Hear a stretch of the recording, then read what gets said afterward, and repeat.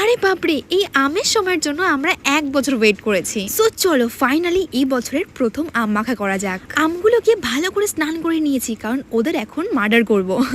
আচ্ছা, তোমাদের প্রিয় টক ফল কি অবশ্যই কমেন্ট করে জানিও। যেহেতু আমের সিজন চলেই এসছে, তো এখন থেকে অনেকগুলো আমের ভিডিও আসবে, কিন্তু আজকে আমি একদম সিম্পল ভাবে আমটাকে মাখা করব, যেটা আমার ফেভারিট। আচ্ছা, তোমরা আম মাখার মধ্যে কি কি মিক্স করো আমাকে জানাও, তাহলে নেক্সট ভিডিওতে আমি সেইভাবে আম মাখা করব। যেরকমটা আমি তোমাদেরকে আগে ভিডিওতে বলেছি যে আমার কোনো কিছু টক মাখা করতে হলে লঙ্কা, লবণ, চিনি, ব্যাস, এর থেকে বেশি কিছু অ্যাড করতে ইচ্ছা হয় না। কিন্তু তাও আজকের মাখাতে আমি অ্যাড করব কাসুন্দি, কারণ আম মাখা কাসুন্দির সাথে খেতে দারুণ লাগে। তো প্রথমে টেস্ট করে দেখলাম যে লবণটা একটু কম আছে, তো পরে একটু লবণ অ্যাড করে দিয়েছি। উফ, জাস্ট আমার জিভে জল চলে আসছে গাইস। কার কার জিভে জল আসছে অবশ্যই কমেন্টে একটা হাই করে দাও। আচ্ছা, আম দিয়ে কি কি বানানো যায় একটু কমেন্ট করে জানাও তো, তাহলে সেগুলো ট্রাই করবো আমি। আর এই গরমে দুপুরবেলা আম মাখা, ওয়াও, জাস্ট অসাধারণ। তো চলো ফটাফট খাই। Thanks for watching guys.